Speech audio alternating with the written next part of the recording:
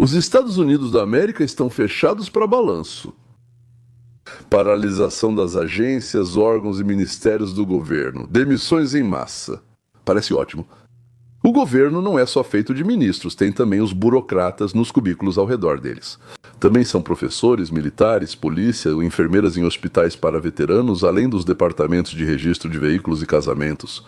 São milhões e milhões de pessoas em todo o país que recebem salário do orçamento público. O orçamento é aprovado pelo Congresso para o ano, de 1º de outubro até 30 de setembro do ano seguinte. Se o orçamento até 1º de outubro, e agora já está chegando essa data, não for aprovado, todos os chamados serviços públicos não essenciais, e já vamos falar sobre o que isso significa, são fechados. Ficam apenas aqueles que são absolutamente necessários. Médicos, polícia, exército, enfim, só o absolutamente essencial. Todos os demais entram normalmente em licença não remunerada até que os partidos cheguem a algum acordo. E aí vem a surpresa. Digamos por 2 meses as pessoas não trabalharam, mas, ao voltarem ao trabalho, recebem o salário referente ao período em que não trabalharam. Ou seja, além de não terem trabalhado, ainda recebem salário por esse tempo. Os funcionários públicos, como sabemos, são em sua maioria democratas, cerca de 95, 96%, e eles querem, sonham com esse tipo de licença e depois receber pagamento por não fazer nada. Eles gritam "Ura" e jogam seus chapéus para o alto, mas isso é um segredo. Mas em público, eles condenam os republicanos pelo horror que eles trouxeram. Só sofre quem depende do Estado, e isso não é medicina nem polícia. Está tudo fechado e depois há muita bagunça e burocracia por muito tempo. Por que está havendo atraso na aprovação do orçamento agora? A questão é que, sem os democratas, não há votos suficientes. Não são necessários 51, mas sim 60 votos que são necessários para aprovar esse projeto de lei específico.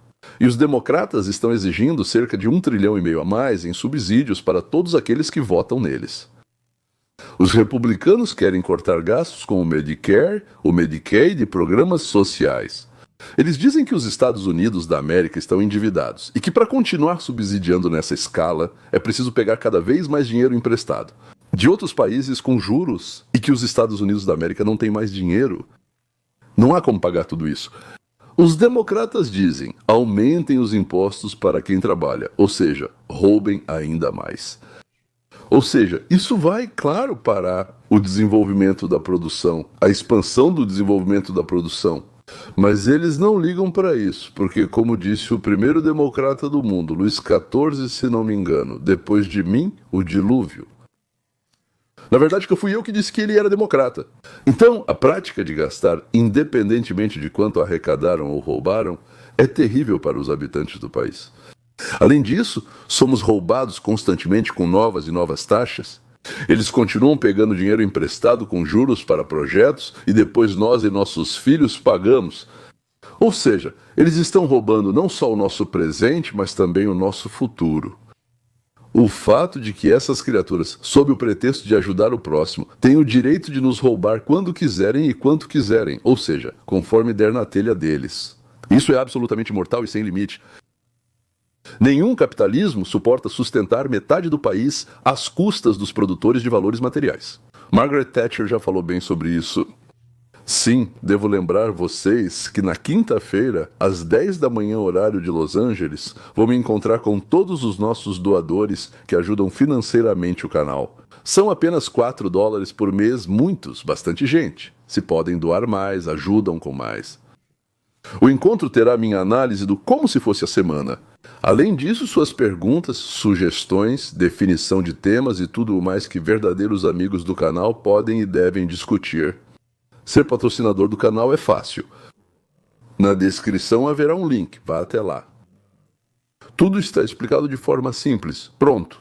Normalmente, como os democratas têm mais imprensa, antes eles tinham toda a imprensa, até a compra do Twitter, respectivamente, pelo Musk. Ainda assim, 20 a 30% dos podcasters, jornalistas e produtores tentam ser honestos. Então antes, sob a pressão da imprensa, o povo sempre achava que os democratas estavam certos e os republicanos, portanto, errados. E os republicanos com medo de perder votos. Ou seja, os eleitores cediam, os que estavam de licença voltavam e recebiam então salários integrais, e o tesouro era ainda mais roubado. Ou seja, alguém que dava seu dinheiro suado para subsidiar algo dentro do país ou até no exterior, mais alguma coisa. Tudo isso que os democratas inventaram. Mas desta vez, o que há de diferente desta vez? Ou seja, o que torna esta noite diferente de todas as outras noites? Obrigado. Mas desta vez eles erraram nos cálculos. Mexeram com a pessoa errada. Eles seguiram o caminho de sempre e se deram mal. Trump informou que não vai demitir temporariamente, os funcionários não essenciais, ele não vai mandá-los de férias. Editor, para que depois eles recebam o dinheiro, mas ele vai demiti-los de vez? Então, não vai ter salário nenhum quando essa besteira acabar.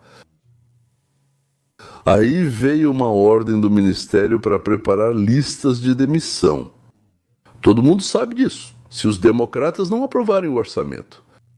Além de fazer as listas, é preciso avisar aos funcionários que cerca de 35 a 40% dos servidores públicos nos Estados Unidos da América serão demitidos, sem direito de voltar ao trabalho. Nos órgãos federais, especificamente, ainda há funcionários civis municipais de um lado para o outro, mas nos órgãos federais trabalham 2 milhões de funcionários. Se, digamos, 35, 40% forem demitidos, então pelo menos 800 mil pessoas perderão o emprego. A maioria deles está à toa, sem fazer nada. Então, para nós, isso só traz benefícios. Ou seja, é simplesmente ótimo, eu diria até maravilhoso.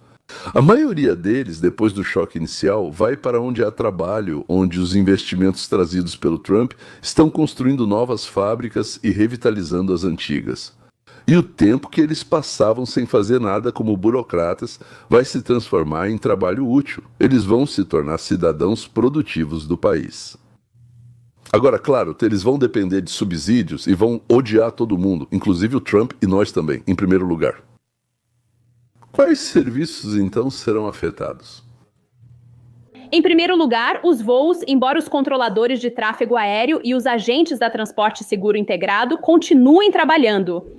O atraso salarial pode causar falta de pessoal, já que funcionários podem protestar ou faltar ao trabalho.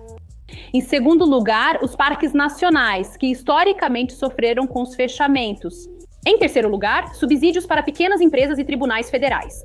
Muitas dessas funções também dependem de dotações anuais e podem ser atrasadas ou completamente interrompidas. Agora, o que vai continuar funcionando? Os Correios dos Estados Unidos da América, pois são financiados de forma independente. Programas como a Previdência Social, Medicare e Medicaid vão continuar funcionando, mas podem enfrentar falta de pessoal devido a protestos. A paralisação pode gerar efeitos em cadeia na economia? Empresas que dependem de contratos federais enfrentarão atrasos e os funcionários públicos podem reduzir seus gastos. Agora, o impacto já é perceptível. O Ministério da Saúde e Serviços Sociais está se preparando para colocar 41% de seus funcionários em licença. O Ministério do Trabalho afirma que a divulgação de dados econômicos, incluindo o relatório de emprego de setembro, será suspensa. O Escritório de Análise Econômica afirma que vai interromper a publicação das estatísticas do Produto Interno Bruto e o Departamento de Assuntos de Veteranos também vai parar de prestar serviços nos cemitérios. Os parques estão fechados, os cemitérios não serão limpos, mas a irrigação continuará acontecendo lá de qualquer forma. E pode haver atrasos com os aviões, o que provavelmente é o mais problemático. O salário médio de um funcionário público em 2025 foi de $106 mil. E com todos os benefícios, gastamos cerca de $150 mil por ano para cada funcionário federal. Além disso, de 20% a 40% desse valor deve ser acrescentado para cobrir a manutenção dos escritórios e outras despesas com os funcionários públicos. Portanto, o custo para o governo de cada funcionário público, seja ele trabalhando ou apenas ocupando um cargo, é de cerca de $200 mil por ano. Um cálculo simples mostra que a redução de 800 mil burocratas representa uma economia de $160 bilhões por ano, $160 bilhões por ano, e eles não vão atrapalhar ninguém. Nada mal, Trump, aliás, está completamente entusiasmado. Ele já declarou várias vezes que é infinitamente grato aos democratas pela oportunidade de demitir todos que não são necessários, deixando apenas aqueles que realmente fazem algum trabalho. Isso, disse Trump, fará muito bem para o país. Além disso, 75% dos entrevistados culpam os democratas pela possível paralisação do governo. Também esperam que menos aproveitadores melhorem Babs voz e, assim, um pouco a égua. É mais fácil liderar a voz, sim. Trump elogia os democratas por contribuírem para a reforma da administração do país. Isso, disse Trump, será mais um golpe para drenar o pântano e, por assim dizer, para destruir o Estado profundo. Muitos funcionários que queriam muito uma licença não remunerada com pagamento posterior, agora dizem que os democratas os tornaram reféns de batalhas políticas. Centenas de milhares estão estressados e inseguros quanto ao futuro. Eles sabem que quem trabalha na capital precisará sair. Existem outros casos também.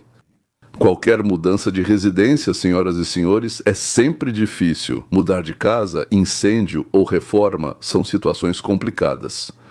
Mas sim, dá para entendê-los. Claro sim, mas também não queremos mais pagar para eles não fazerem nada. Eles não queriam, mas não tinham opção. E agora, graças ao Trump, apareceram as legendas feitas. É isso.